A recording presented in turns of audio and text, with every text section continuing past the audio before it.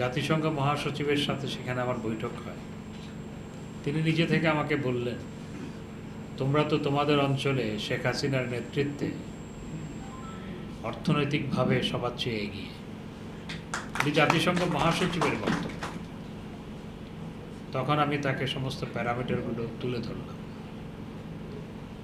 Human index, social index, economic index, এগুলো সবগুলো তার সামনে তুলে ধরলাম। আজকে দেশ এইভাবে এগিয়ে যাচ্ছে।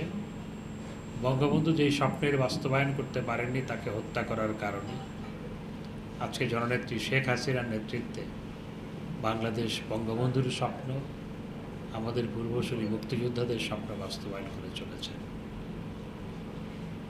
কিন্তু আজকে যখন দেশ এগিয়ে যায় তখন বিএনপি, জামাত আর কিছু কিছু নামধারী বিশেষজ্ঞ বুদ্ধিজীবী পরিচয়ধারী তারা কোনো কিছু দেখতে পায় না, আর তারা শুধু সরকারের বিরুদ্ধে বিষোদ্গার করে চলেছে। তারা কোনো উন্নয়ন হলেই সেখানে কিন্তু খোঁজে, আর কোনো উন্নয়ন অগ্রগতির আমরা উদ্যোগ যখন গ্রহণ করি তখন সেটির বিরুদ্ধে অপপ্রচার চালায় এবং সেটিকে বাধাগ্রস্ত করার অপপ্রয়াস চালায়। যেমন পদ্মা সেতু নির্মাণের সময়, তারপর এলিভেটেড এক্সপ্রেসওয়ে যখন হলো, তখন কিছু কিছু বুদ্ধিজীবী নেমে পড়ল যে এটার মধ্যে এটা এত টাকা কেন খরচ করা হলো, কত কাহিনী। আসলে কিছু বিএনপি, জামাত আর কিছু নামধারী বুদ্ধিজীবী আছেন যারা বুদ্ধি করে মিথ্যা কথাটা বলেন এবং বুদ্ধি করে সরকারের বিরুদ্ধে অপপ্রচার চালান। আমি আল্লাহর কাছে প্রার্থনা করি আল্লাহ পাক যেন তাদেরকে হেদায়েত করেন এবং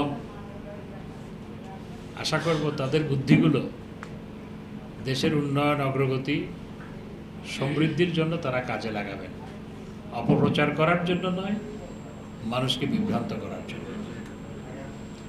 আমাদের সরকার অত্যন্ত স্বচ্ছতার সাথে দেশ পরিচালনা করছে। আমাদের সরকার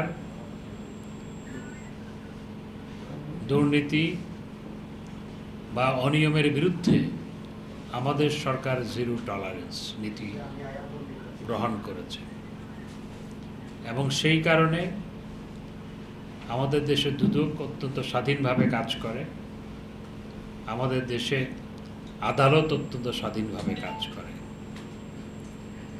এবং মার্কিন যুক্তরাষ্ট্রে কদিন আগে ডোনাল্ড ট্রাম্পের বিরুদ্ধে অভিযোগ প্রমাণিত হয়েছে বলেছে। এরপরে ট্রাম্পের যে বক্তব্য সেটি আমি সরাসরি শুনেছি। আমি তখন নিউ ইয়র্কে সরাসরি শুনেছি। ট্রাম্প সেখানকার বিচার ব্যবস্থার বিরুদ্ধে যে বক্তব্যগুলো রেখেছেন সেগুলো নিশ্চয়ই তারাই বলতে পারবেন সেগুলো প্রণিধানযোগ্য কিনা। কিন্তু ট্রাম্পের বক্তব্য হচ্ছে এই বিচার একপেশে, এই বিচার তাকে হেনস্থা করার জন্য, নির্বাচন যাতে তিনি করতে না পারেন সেজন্য। এটি ট্রাম্পের বক্তব্য, আমার বক্তব্য নয় বা আমাদের বক্তব্য নয়। আমি শুধু এই রেফারেন্সটা এজন্য দিচ্ছি, সেখানে আদালতের উপর ডোনাল্ড ট্রাম্প, মার্কিন যুক্তরাষ্ট্রের সাবেক প্রেসিডেন্ট, চূড়ান্ত অনাস্থা ব্যক্ত করেছেন। আমাদের দেশে আদালত স্বাধীনভাবে কাজ করে এবং আমাদের দেশে দুর্নীতি দমন কমিশনও স্বাধীনভাবে কাজ করে। আমি কাগজে দেখলাম মির্জা ফখরুল ইসলাম আলমগীর সাহেব কারো কারো রেফারেন্স দিয়ে বলছেন এরাই হচ্ছে আওয়ামী লীগের শাসনের মুখ।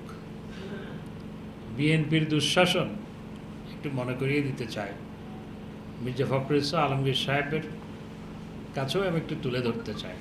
আপনারা যখন ক্ষমতায় ছিলেন, বাংলাদেশ পরপর 5 বার দুর্নীতিতে চ্যাম্পিয়ন,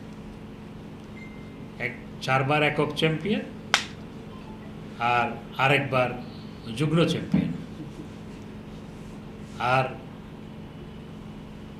আপনাদের ভারপ্রাপ্ত চেয়ারম্যান তার বিরুদ্ধে বাংলাদেশে এসে, তার বিরুদ্ধে দুর্নীতির বিরুদ্ধে FBI এসে বাংলাদেশে সাক্ষ্য দিয়ে গেছে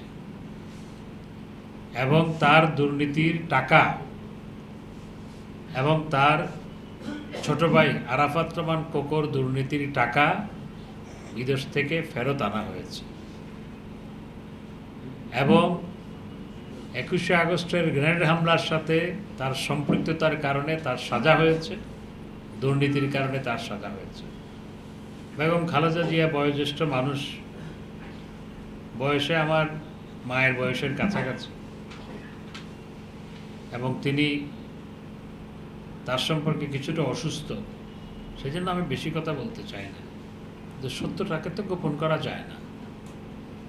ওনারও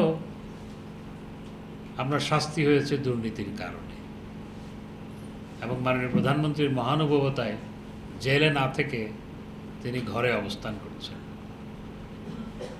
আপনাদের দুর্নীতি, দুঃশাসন, সেটির মুখ হচ্ছে দুর্নীতি, সন্ত্রাসের প্রতীক তারেক রহমান। বিএনপির মুখ হচ্ছে দুর্নীতি, দুঃশাসনের বরপুত্র তারেক রহমান। আর তাদের মুখপাত্র হচ্ছেন মির্জা ফখরুল ইসলাম আলমগীর সাহেব। চোরের মায়ের বড় গলা একটা কথা আছে না, এটি মির্জা ফখরুল ইসলাম আলমগীর সাহেবের বেলায় প্রযোজ্য।